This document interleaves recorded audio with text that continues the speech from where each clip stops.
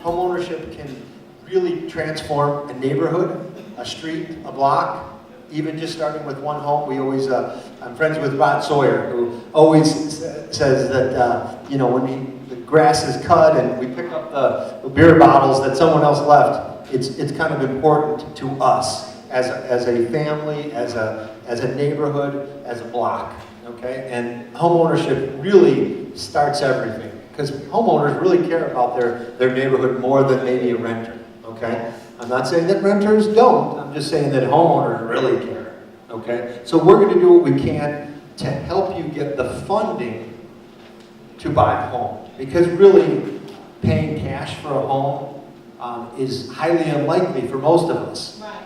Okay, that's number one. And number two, if you have the money, I would still fund it.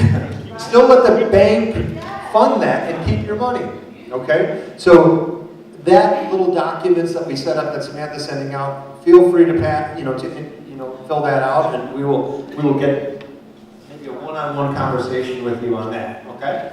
So what I did was I sent out also a buying versus renting sheet, and that will be in there. What if I bought versus rented? It looks like this one. Oh, okay. Okay, so hopefully she'll pass it on. And so if you were to pay rent $1,000, okay, and I think the fair market rent across America is somewhere around $11.50, okay, kind of the median rent is around $11.50. If you were to pay that for 5 years, you would have paid in $60,000, okay, 10 years, $120,000. I mean, these are some big numbers on $1,000, right? And you're really paying somebody else's mortgage and reducing their debt. I mean, you're reducing their debt while the value goes up. So it's twofold when buying a home. Not only do you reduce your debt every day that you pay that mortgage down, but you increase the value as it goes up.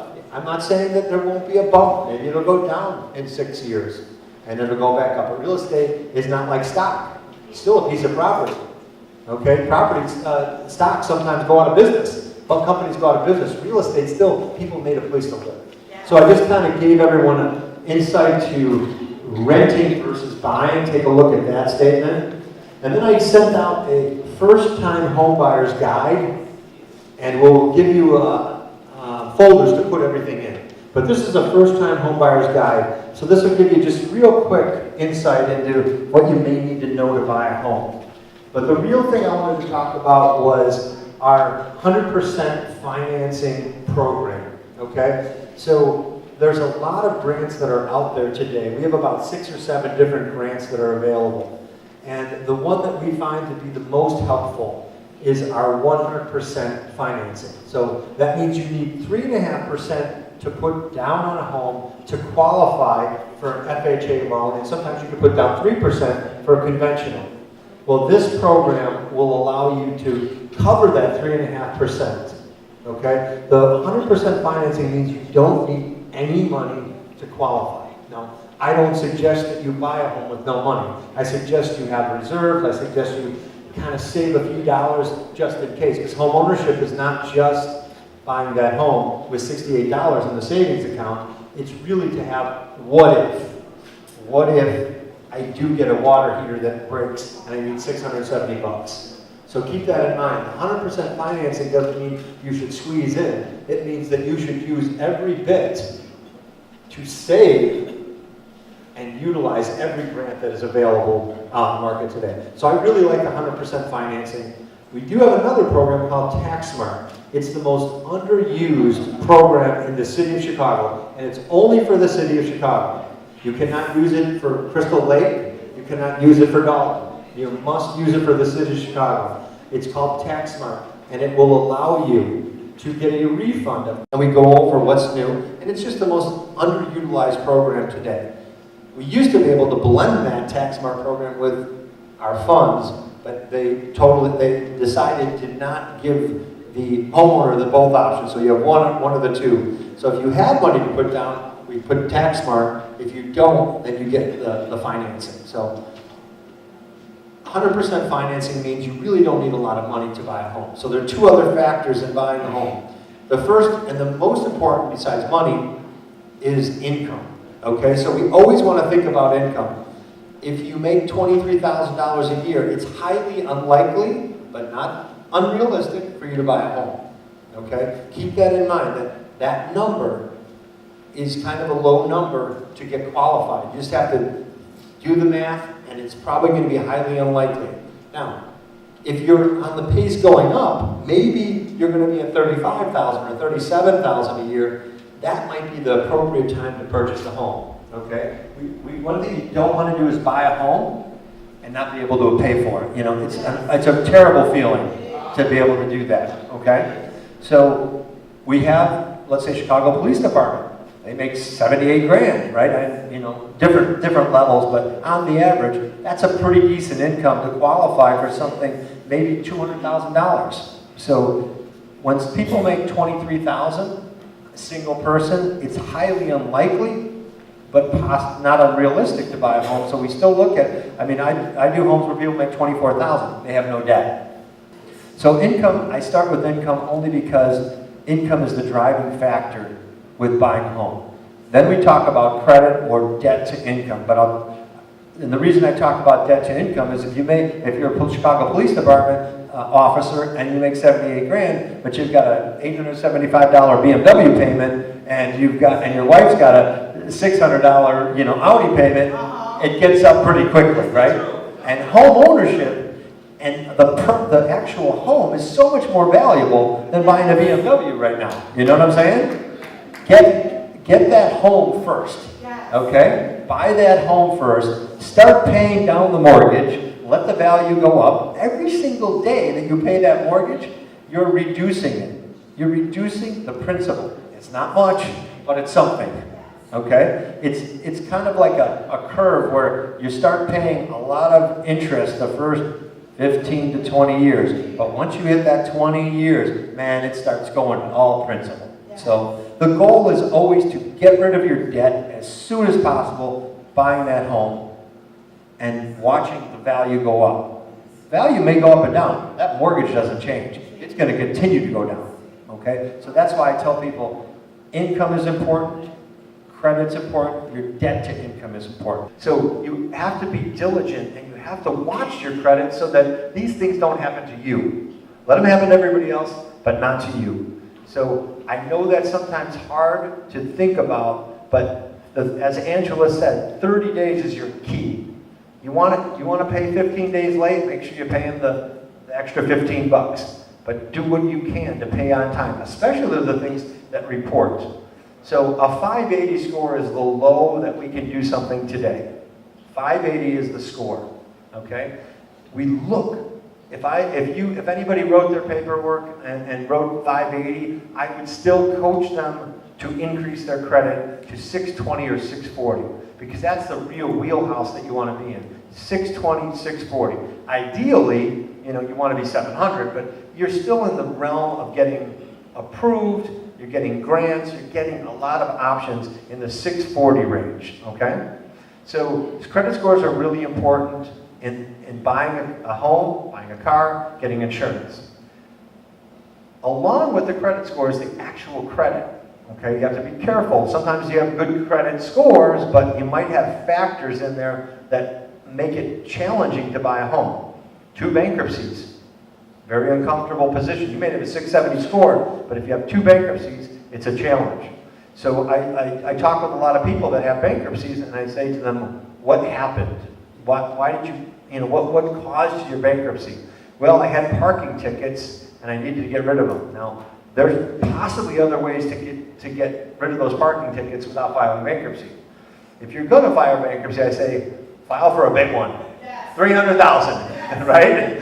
Not for 3,000 or 300, you know? So bankruptcy can hurt you in many aspects when you do, especially multiple times.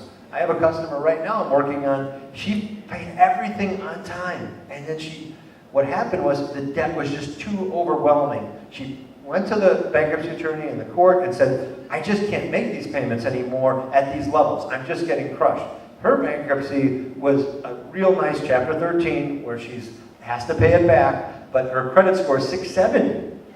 So she filed bankruptcy kind of the right way. The court allowed her to pay things at a lesser value. Everybody agreed we'd rather get 60 cents on the dollar, and we are allowed, and now this customer can breathe and get a fresh start, and her credit really wasn't dinged that hard. So keep that in mind. Repossessions hurt, okay? Repossessions hurt, and we know that, man, these car companies sometimes, in 31 days, they're looking for a tow truck, you know? So we have to be careful, cognizant of cars. And then the last one is like the old rent, you know, your old rental.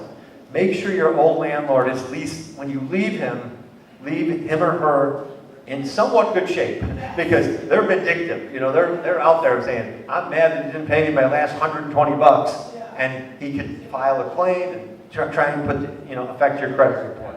Okay, so keep that in mind. Those are the key aspects to credit. Bankruptcies, definitely foreclosures, but a lot of these things can be mitigated through time. Okay, foreclosures, short sales can all take a little bit of time, and then they're clear. So some people will have this concept where they say, well, my bankruptcy is going to fall off in 7 years, or sometimes it doesn't fall off. And remember, lenders look at more than just the credit report. They look at public records, and they can go back as long as they want and say, this person had lost their home in 1970, 1995. You know what I'm saying? They see patterns. Banking is always looking for patterns. So if you had a unique scenario, mom got sick, I had to take care of her, and she actually passed away, that is a unique scenario where she was contributing to the income, contributing to bills. That is a unique scenario. Okay, so one-time life events and written down can help you actually get through that process if you do have that one unique scenario.